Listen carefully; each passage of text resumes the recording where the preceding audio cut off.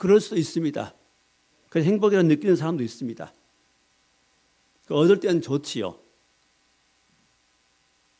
자, 그러나 그게 참 행복은 아닙니다. 그게 일시적인 어떤 즐거움은 될 수 있습니다.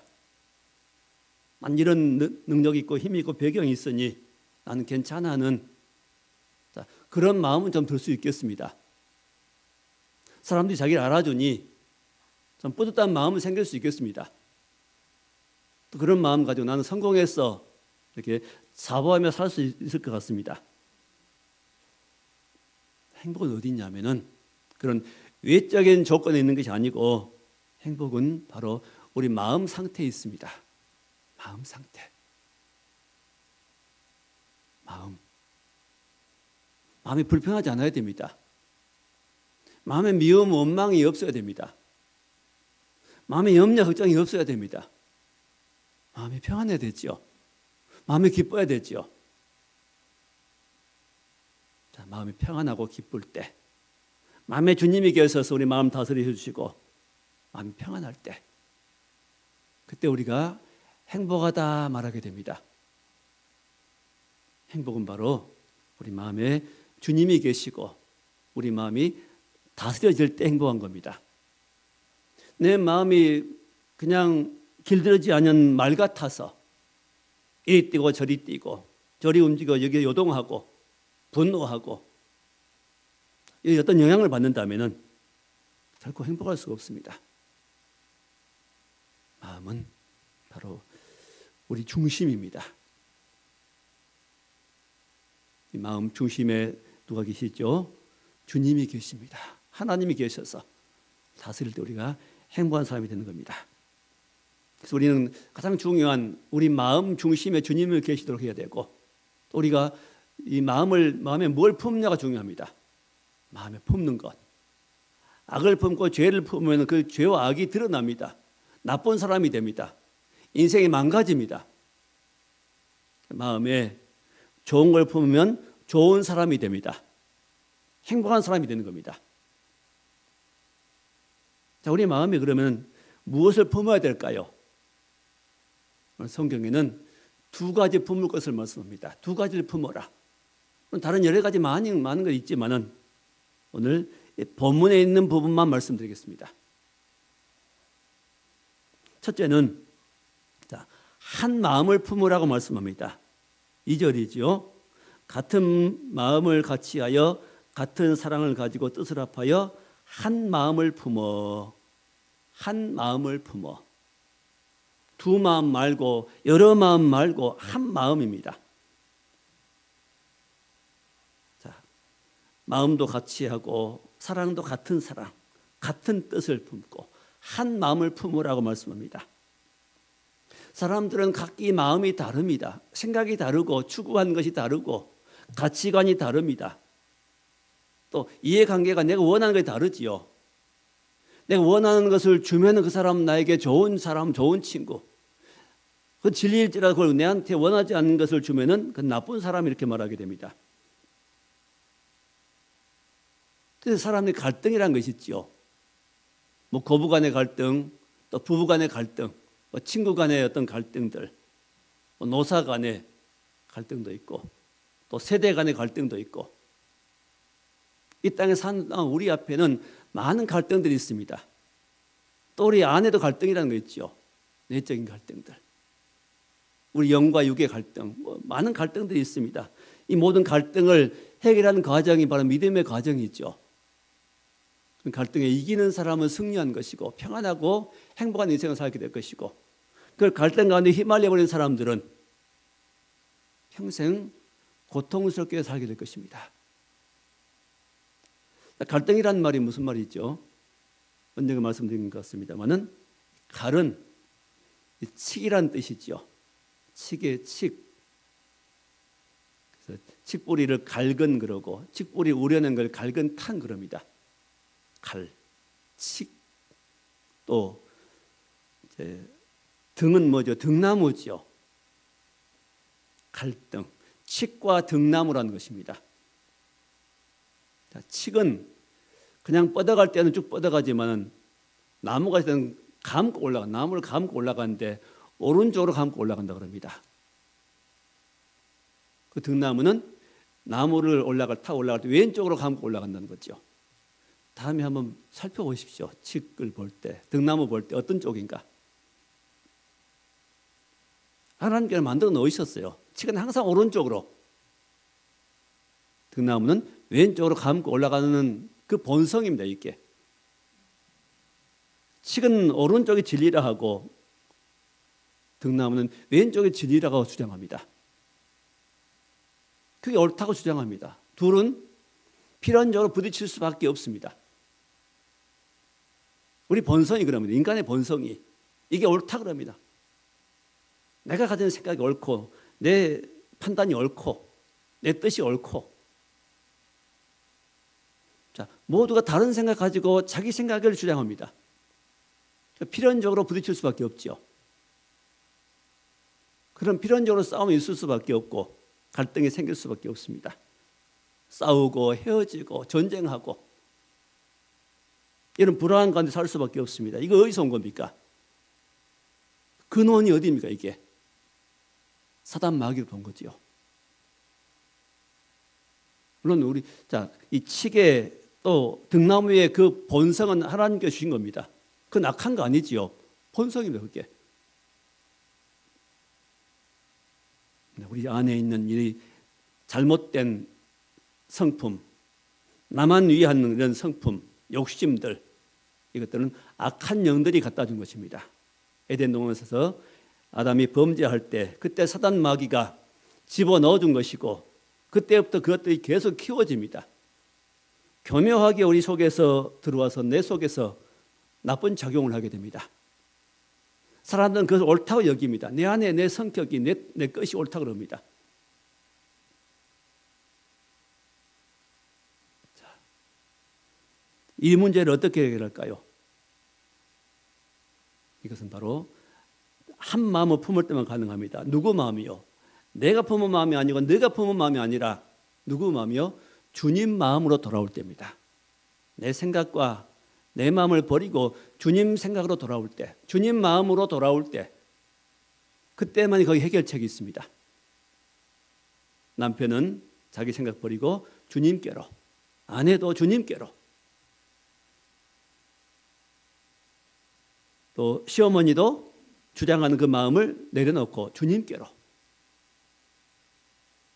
또 며느리도 주님께로 자기 생각을 내려놓고 자기 고집을 조금 내려놓고 주님께로 나와야 됩니다. 그래야 거기에 행복이 있습니다. 사단 마귀는 이것을 못하게 하죠. 왜 자존심 버리냐고 말합니다. 이런 속삭임에 속으면 안 됩니다. 그래서 오늘 3절에 말씀하시기를 아무 일에든지 다툼이나 허용으로 하지 말고 오직 겸손한 마음으로 각각 자기보다 남을 낮게 여기고. 자, 하나 되려면 어떻게 해야 됩니까?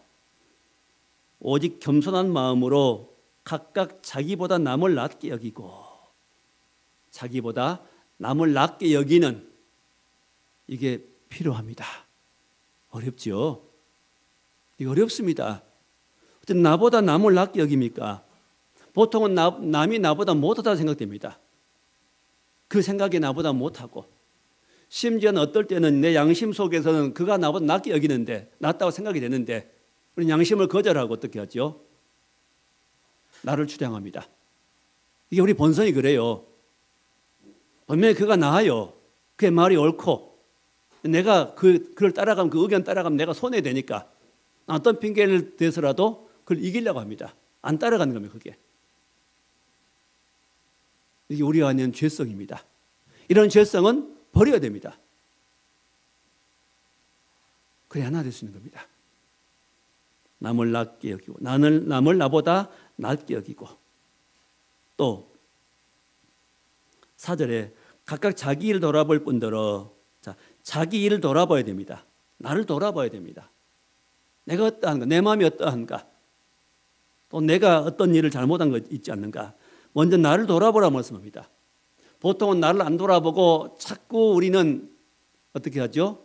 손가락을 상대에게만 가르칩니다. 네가 잘못이야. 네가 이것이 문제야. 나는 그보다 더 잘못된 일을 해가고 있으면서도 자꾸 상대방을 지적합니다. 상대방에 문제가 있다고 생각합니다. 아니거든요. 내게 문제가 더 큽니다. 실은.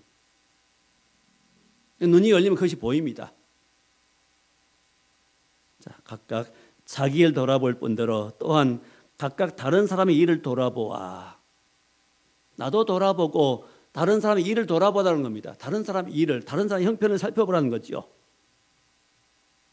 타인에게도 관심 가지는 겁니다. 다른 사람의 사정도 살펴주라는 겁니다. 헤아려주라.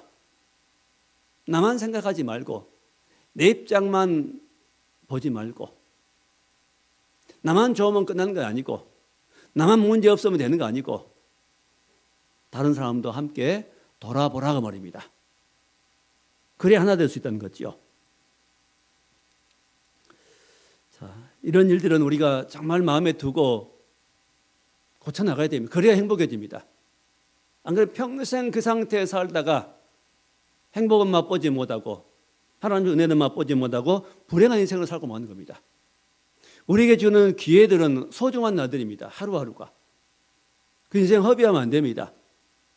이왕이면 하나님 주시는 이 기회의 날들을 잘 활용해서 날 고치고 날 내려놓고 하나님 뜻 안에서 한 마음이 되어서 부부가 한 마음 되고 식구들이 한 마음 되고 친구들이 이웃들이 고부간에 이제 한 마음 되어서 함께 섬기면서 하나님 주신 축복 은혜를 나눈다면 얼마나 좋겠습니까? 그런 은혜와 축복 우리에게 주시고자 하시는 하나님의 뜻이 여기 기록되어 있습니다. 한 마음은 누구 중심으로 된다고요? 주님 중심으로.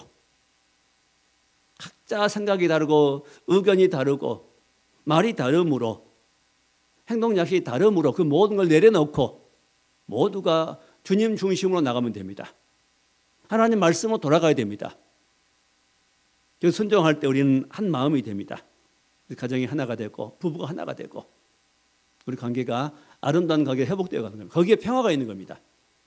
거기에 질서가 있지요. 근데 세상은 각자 자기 목소리를 내기 때문에 질서가 없습니다. 다 부딪힙니다. 자기 이익만 생각, 자기 입장만 말합니다. 하나님 앞에서도 자꾸 우리는 내 입장을 말합니다. 하나님 말씀은 그런데 내 입장은 이렇습니다. 하나님 나는 그렇게 생각 안 합니다. 이러면 안 됩니다. 그 말도 안 되는 이야기입니다. 우리는 하나님 말씀을 들을 때 내 생각이 안 맞더라도 내 입장과는 다르더라도 이해가 안 될지라도 하나님 말씀이 옳습니다 하는 이 기본적인 입장이 가장 중요합니다. 이때부터 변화가 시작됩니다. 그 변화는 하나님 말씀을 인정하는 것입니다. 범사에 여호와를 인정하라. 그리하면 너의 길을 치도하시라고 말씀하십니다. 갈등이 있는 세상에서 하나 되는 방법은 바로 내 입장을 내려놓고 주님께 내가 나가는 겁니다.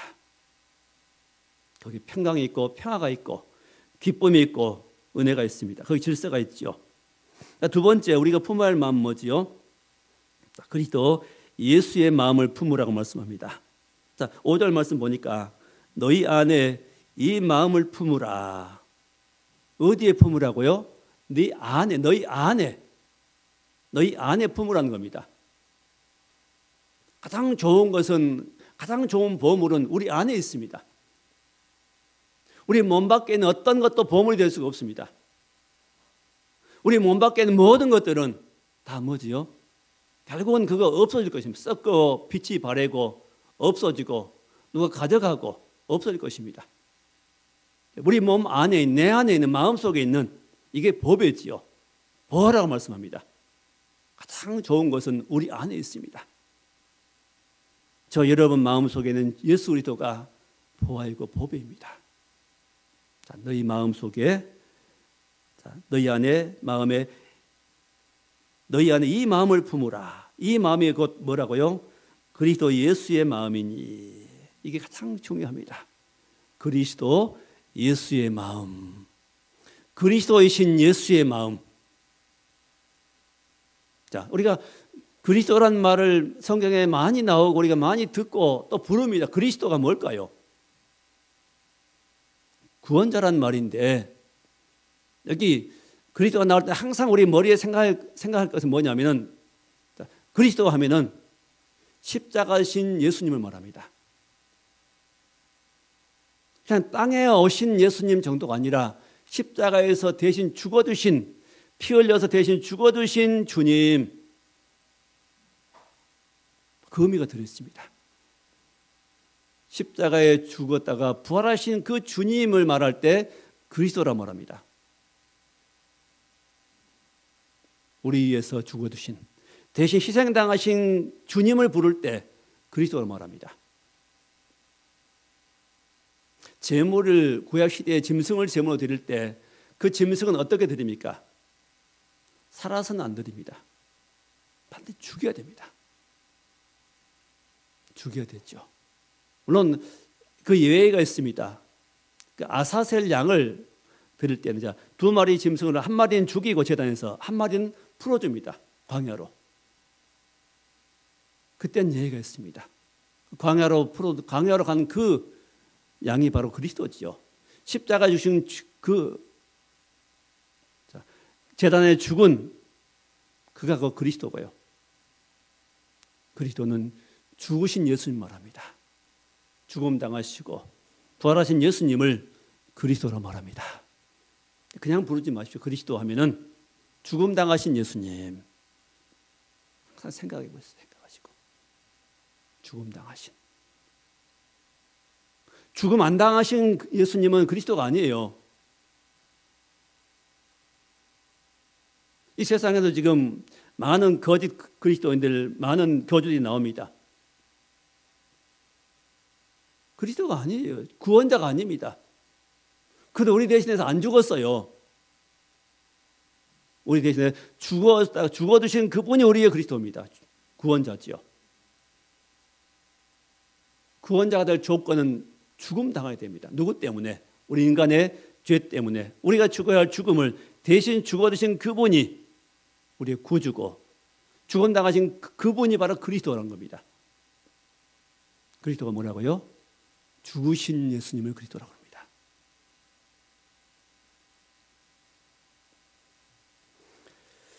자,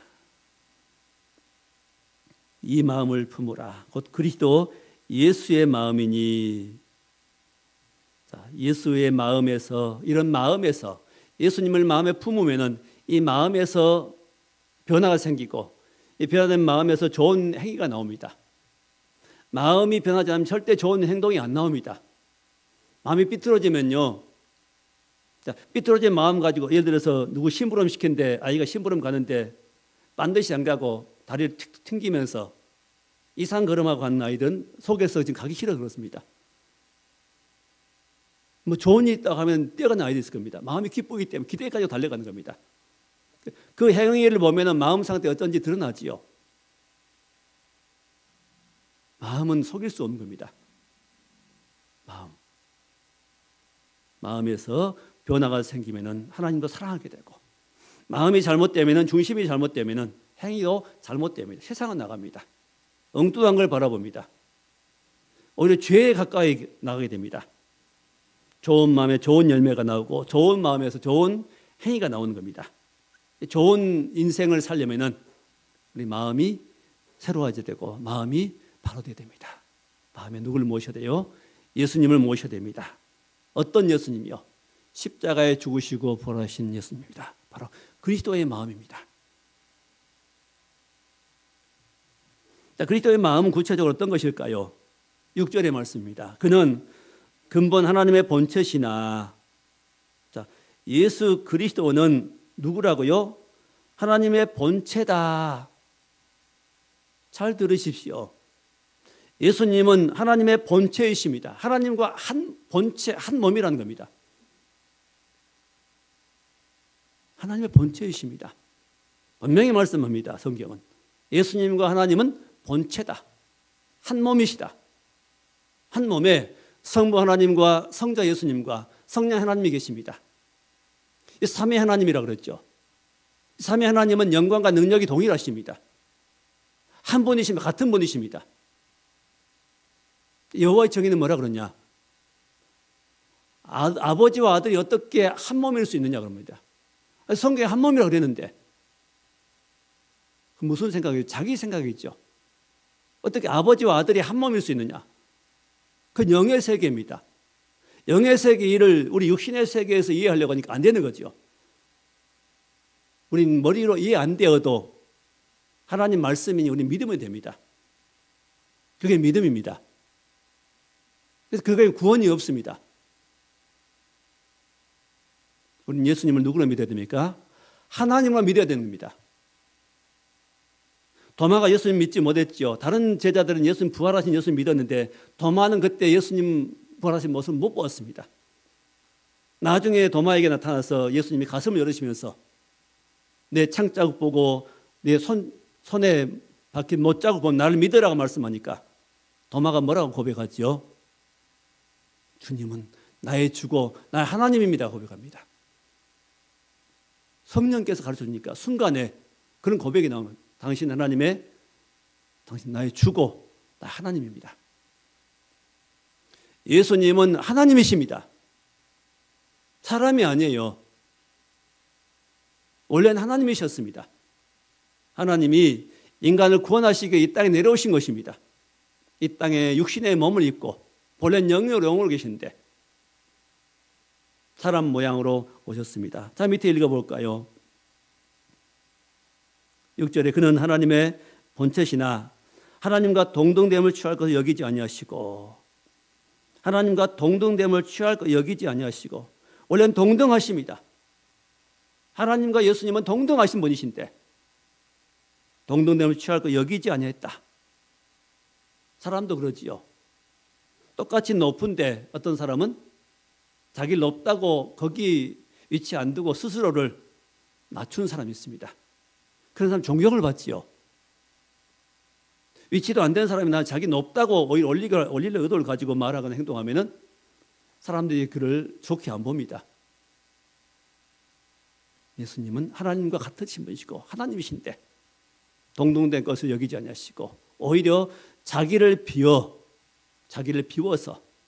종의 형체를 가지고 사람 모양으로 오셨다고 말씀하십니다. 그 밑에 기록되어 있지요. 7절에 오히려 자기를 비워 종의 형체를 가지사. 예수님이 땅 오신 것은 바로 종의 형체입니다. 사람 모양입니다. 그게. 하나님이 사람 모양으로 오셨습니다. 예수님은 안에는 하나님이신데 밖의 모양은 사람입니다. 완전하신 하나님이고 완전한 사람이었습니다. 이게 중요합니다. 예수님 누구시라고요? 완전하신 하나님. 그분이 인생을 구원하시기 위해서 이 땅에 왜 이 땅에 오셨습니까? 죄의 문제를 해결하기 위함입니다. 우리의 죄의 문제를 해결하기 위해서. 죄의 문제 해결하면 반드시 피가 흘려야 됩니다. 피 흘린다는 것은 죽음 말합니다. 우리가 내 죄를 해결하기 위해 내가 죽어버린다면 피 흘려 죽어버린다면 우리는 끝나는 거죠. 대신 누가 죽어줘야 됩니다. 이 땅에서 피 있는 모든 것을 찾아보았습니다. 짐승의 피를 찾아보고 이 땅의 모든 사람들 찾아보니까 죄 없는 사람이 아무도 없습니다. 그런 피는 아무리 흘려도 대신 죄를 용서해 줄 수가 없습니다. 죄 없는 피를 어디서 구할 것인가? 어디 찾을 것인가? 우주 가운데 없습니다. 누가 오시죠?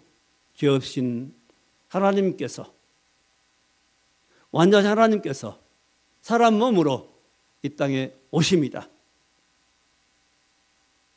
마리아의 몸으로, 처녀의 몸으로, 처녀의 몸 빌려서 이 땅 오신 바로 그분이, 하나님이신 예수님이 우리 대신 십자가에 죽어줬습니다.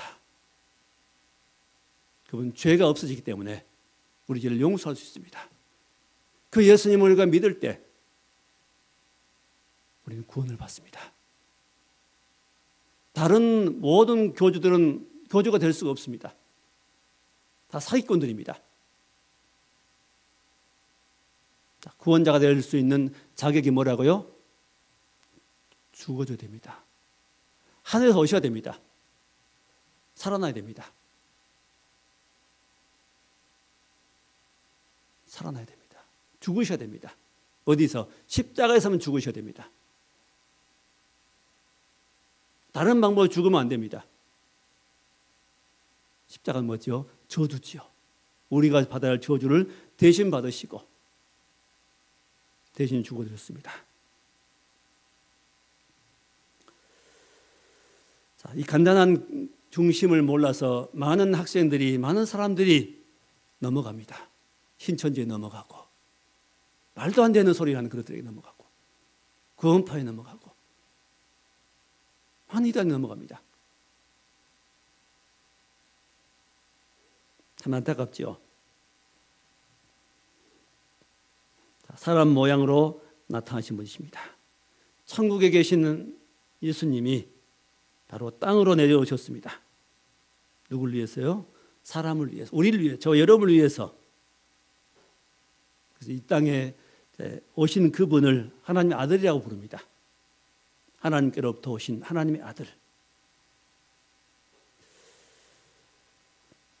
자, 8절에 사람의 모양으로 나타나사 자기를 낮추시고 죽기까지 복종하였으니, 자, 낮추시고 죽기까지 복종하셨다. 어디까지 복종했다고요?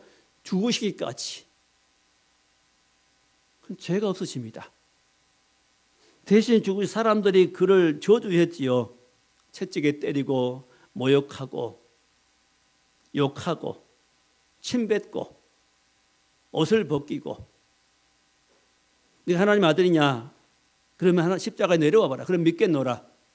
이런 모욕을 당하면서 대신 십자가에서 못 박혀 죽으셨습니다. 그 저주의 십자가를 지었습니다. 하늘에서 영광 받으실 그분이 땅에까지 오셔서 사람 모양으로 나타나신 것도 놀라운 일인데 가장 낮추신 겁니다. 이 죄악의 땅에 오셔서 대신 죽어주었습니다. 이것이 바로 주님의 온유와 겸손인 겁니다. 자기를 주장하지 아니하시죠. 예수님 자기 권리를 주장하지 아니하십니다.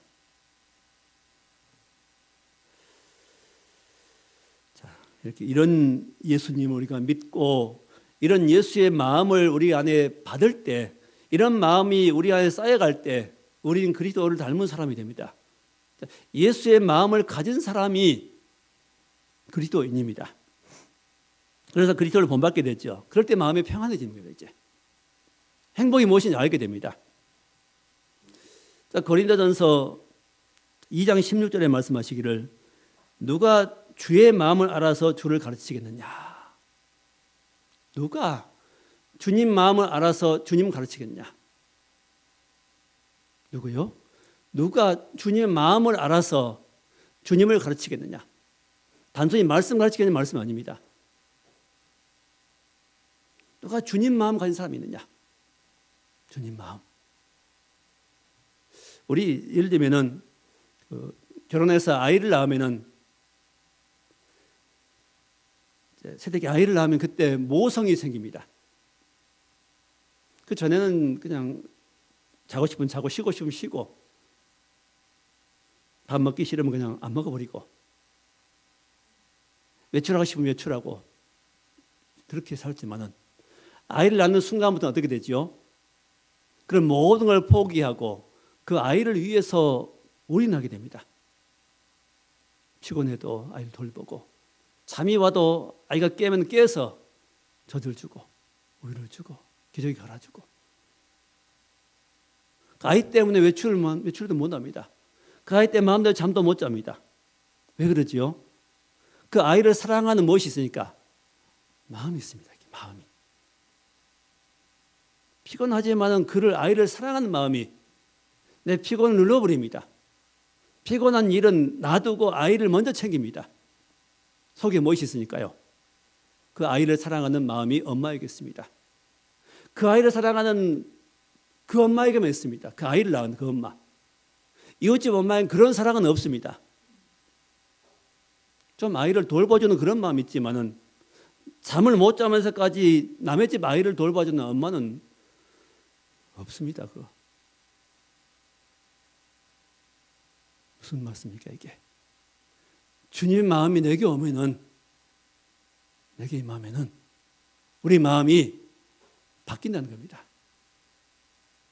하나님 말씀 억지로 행하라고 말씀 안 하십니다. 주님이 내게 오시면은, 주님 마음이 내게 오면은 자연스럽게 내가 그런 엄마가 된 것처럼, 엄마한테 아이를 사랑한 것처럼, 아이를 위해서 내가 나의 인생을, 내 시간을 양보하고 그 아이를 위한 것처럼 이제는 그런 마음이 내 중심이 바뀌어가지고 하나님을 그렇게 섬길 수 있게 되고, 처음부터 되는 거 아닙니다. 또 성도를 또 그런 마음으로, 그런 눈으로 바라보게 되는 겁니다. 그럼 바로 되는 거 아닙니다, 그게. 처음에 내가 소중하니까 내 중심으로 나옵니다. 점점 내 속에서 이제 이런 훈련을 해갈 때 내 마음은 내려놓고 주님 중심으로 나갈 때 우리가 변화가 되고, 점점 누구 중심으로 갑니까? 처음에 내 중심으로 말하고 행하고 활동했는데 이제는 어떻게요? 내 생각을 내려놓고 주님 중심으로 점점 주님께 양보를 하게 됩니다. 그게 변화고 그게 성장입니다. 어느 단계에 가면 이제는 내 생각을, 주님의 생각이 이겨버립니다. 처음에 내가 이기면 주님을, 나중에 역전이 됐죠. 그 전에는 내가 항상 주님보다 내 생각을 주장하니까 먼저 나가니까 내가 항상 주님과 갈등이 옵니다. 이제 안 되니까요. 하고 싶은데 안 됩니다. 왜, 뭐 때문에 안 될까요? 내가 왕 되었으니까 안 됩니다. 점점 이거 쌓여가면 어떻게 될까요? 이제 점점 주의 말씀을 순종하는 일을 계속해서 하다 보면은 주님이 나를 이기십니다. 이제 그때부터 이제 처음에는 갈등이 심해지다가 나중에는 이겨버리면 갈등이 사라지고 평안이 온 단계가 옵니다. 모든 게 평안해집니다. 이제 인간관계 평안해지고요. 내가 손해봐도 괜찮습니다. 내가 인정 못 받아도 괜찮습니다. 왜? 주님도 인정 못 받았는데 그런 마음이 오는 겁니다. 주님도 손해보았는데, 하늘에 땅에까지 오셨는데 거기까지 양보했는데 이런 양보를 내가 못해야, 그런 생각이 드는 거면 속에서 깨달음이 옵니다. 내가 인정 못 받아도 괜찮습니다. 손해봐도 괜찮습니다. 누가 나 좀 무시해도 주님 더 무시받았는데 내가 주님보다 높냐? 이런 마음이 오면은 아무렇지도 않습니다. 그게. 자, 우리가 이런 마음이 될 때, 이런 마음의 사람들이 모일 때 그게 하나가 되는 겁니다. 이제 싸움이 사라집니다. 갈등이 사라지는 겁니다. 이렇게 해서 평화가 오는 것이지, 뭐 종교가 평화, 다른 종교가 무슨 화해, 사단의 음성입니다. 이게 주님 말씀은 평화는, 그건 평화 아닙니다. 주님 오신 것은 뭐라고, 시어머니와 며느리가 불화하게 왔다. 어머니와 딸이 불화하게 왔다. 불화하게 하기 위해서 왔다. 그 무슨 말씀입니까? 처음에는 믿는 자가 믿지 않는 식구라도 불화합니다. 이렇게 부딪힙니다. 그러다가 거의 전부 다 온 식구가 다 예수 믿고 그리스도 안에 들어가면은 예수의 죽으심을 본받아서 나도 죽었습니다 하고 고백하게 될 때, 이런 속에서 평화가 이루어진 겁니다. 이런 평화를 맛본 성도들은 반드시 천국에 들어가게 될 것입니다. 이게 천국이거든요. 사단이 넣어준 이런 모든 잘못된 생각을, 높아진 생각을 다 내려놓고 주 앞에 순종해 나가는 것, 이게 그리스도인입니다. 그리스도인이란 뭐지요? 십자가에 죽어주신 예수님을 생각하면서 나도 나를 십자가에 못 박은 사람을 그리스도인이라고 합니다. 그리스도가 뭐라고요? 죽음을 포함합니다. 거기에는 복음입니다.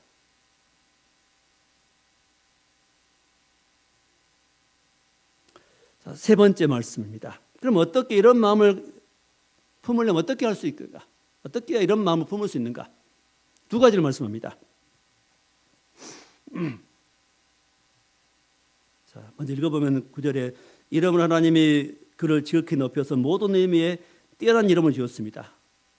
예수님이 십자가에 죽어주시니까 하나님은, 하늘에 계신 성부 하나님은 그 예수님을 버리신 거냐? 어떻게 하죠? 무덤에서 일으켜가지고 3일 만에 부활하게 하시고 승천하게 하시더니 그를 지극히 높여서 모든 이름에 뛰어난 이름을 주었습니다.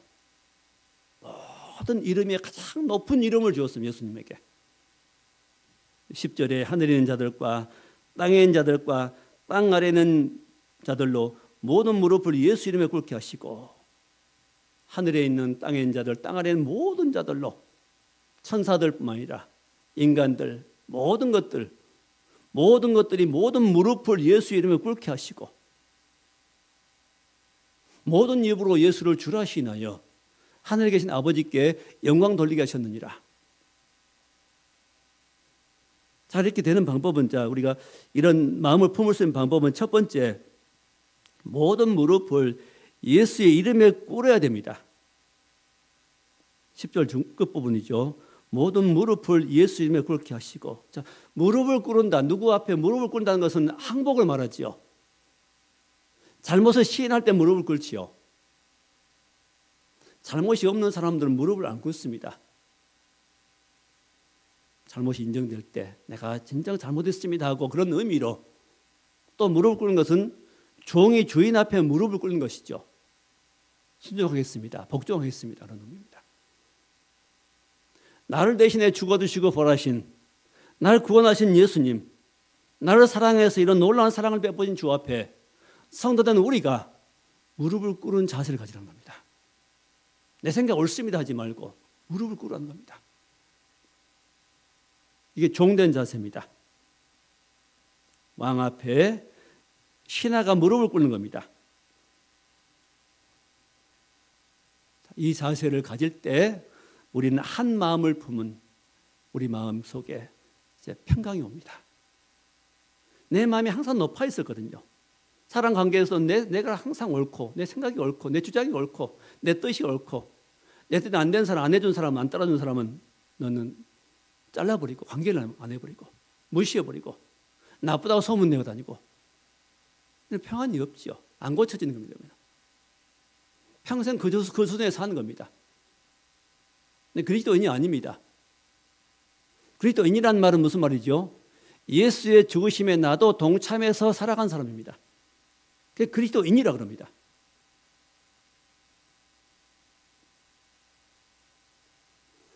그러면 예수의 죽으심에 동참하고 내가 죽은 사람처럼 살면 나는 그건 아무것도 없단 말입니까? 나는 그 죽어야 되고 죽으면 나는 아무것도 아닙니까? 아닙니다. 나를 낮추고 옛사람에 속한 그 잘못된 것들을 아담의 성품들을 죽이고 버리고 자존심 버리고 그렇게 할 때마다 예수님 죽으신 것처럼 나도 그 본을 따라서 나갈 때 우리는 어떻게 될까요? 우리는 더 좋은 사람이 됩니다. 평안 누리게 되고 기쁨 누리게 되고 하나님의 은혜를 누리게 되고 하나님 우리도 마찬가지로 모든 이름 위에 뛰어난 이름을 줄 것입니다. 우리 어디까지 높이실까요? 천국에까지 올라가게 됩니다. 천국에까지. 그러나 이 땅에 자기를 높이고 교만하게 하고 사람 무시하고 산 사람은 예수님께 거절하고 산 사람은 거부하고 산 사람은 어떻게 될까요? 지옥까지 떨어지게 됩니다. 이게 원리지요.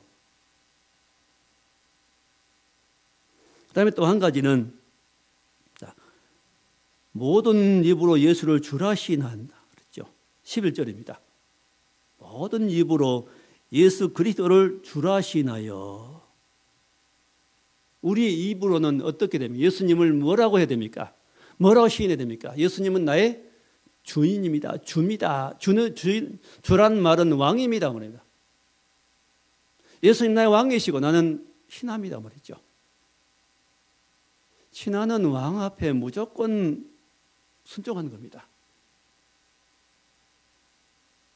근데 예수를 우리 자꾸 예수님을 우리는 기도할 때 보면 하나님 내 이것 이루어 주시고 누구보다 높게 해주시고 뭐 이런 것들이지 보통.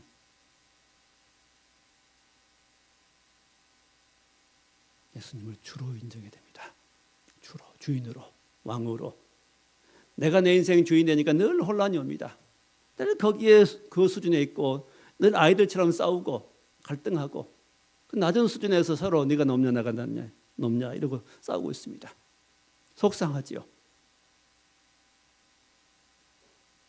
좀 높이 올라가야 됩니다. 어떻게 될까요? 어떻게 가능할까요? 내 입으로 예수를 주라고 신한 겁니다. 예수님이 나의 주입니다. 주인입니다. 하고 시인한 겁니다. 억지로 시인이 되는 거 아니고 결국은 주님의 사랑을 깨달을 때 이런 고백이 나오는 겁니다. 물론 이런 깨달음이 아직 없을지라도 늘 입술로 시인하다 보면은 입술대로 되는 겁니다. 나는 내 입술에 따라서 움직입니다. 내 몸은. 내 마음도 내 입술에 따라 움직입니다. 내가 친구들과 어떤 약속을 내일 만나자 하면 나 바빠. 이래본 내일 그 이름 성사가 안 됩니다. 바쁘지만 내일 만나자. 그 이름 성사가 됐죠. 그 방향은 나갑니다. 뭐 때문에? 내 입의 말 때문에 나가는 겁니다. 우리 인생을 만들어가는 것은 내 입입니다. 입으로 예수를 주라고 시인한 겁니다. 예수가 나 줍니다 하고 찬양할 때 늘 주님을 높이게 됩니다. 이왕이면 찬양도 찬성도 주를 높이는 찬양을 하면 참 좋습니다. 주를 높이고 나는 낮아지고 사람을 대할 때도 난 나보다 나은 생각을 가져봐야 됩니다. 저도 하나님을 섬기면서 이제 점점 이제 깨달아갈수록 물론 모든 사람이 아니지만은 사람 볼 때 저 사람 나보다 많은 부분이 참 좋은 부분이 많이 있구나 걸 깨달았습니다. 저 사람 속에 좋은 부분이 있구나. 찾아보세요. 찾아보면은 그 친구 속에 나보다 나은 부분이 많이 있습니다. 나보다 나은 부분이 있어요.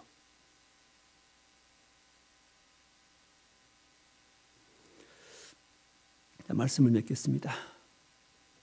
이제 우리 마음에 각자 자기 마음이 있어서 자기 마음 주장함으로 갈등이 생기고 싸움이 생기고 미움이 있고 문제가 있고 이런 어려움이 많은 문제가 있는데 우리 모든 갈등에 해방되는 방법은 바로 우리 마음을 붙잡는 것이고 내 마음에 주님이 들어오셔서 내 마음을 붙잡으시도록 내 중심에 오셔서 주님이 왕이 되시도록 해드리는 겁니다. 그럼 간단합니다. 쉽지는 않지만은 이렇게 계속할 때 이런 고백을 계속해 나갈 때 주 앞에 무릎을 꿇을 마음으로 주님을 주라고 고백하며 나갈 때 이런 고백 속에서 나는 종이 되고 주님은 주가 되어서 우리를 다스려 주시고 인도해 주시고 모든 문제를 해결해 주시고 천국에 속한 믿음의 사람으로 우리 마음을 만들어서 우리를 저 영원한 천국에까지 높이시는 하나님의 계획이 우리를 통해 이루어지게 될 것입니다. 이런 은혜가 우리 모든 심령의 가정의 교회 가운데 넘치시기를 주의 이름으로 축원합니다. 기도하겠습니다. 하나님 감사합니다. 십자가에 못 박혀 죽으신 그리스도 예수를 나의 주로 내 안에 모시고 내가 주님 앞에 무릎을 꿇고 그 주님을 예수를 주라고 고백하며 나갈 때 우리 안 평강이 있고 우리 안 승리가 있고 우리는 아름다운 인생으로 승리한 인생으로 나갈 줄 믿습니다. 이런 은혜를 받고 살아가는 복된 성도와 가정과 교회 될 수 있도록 축복해 주옵소서. 예수님 이름으로 감사하며 기도하옵나이다. 아멘.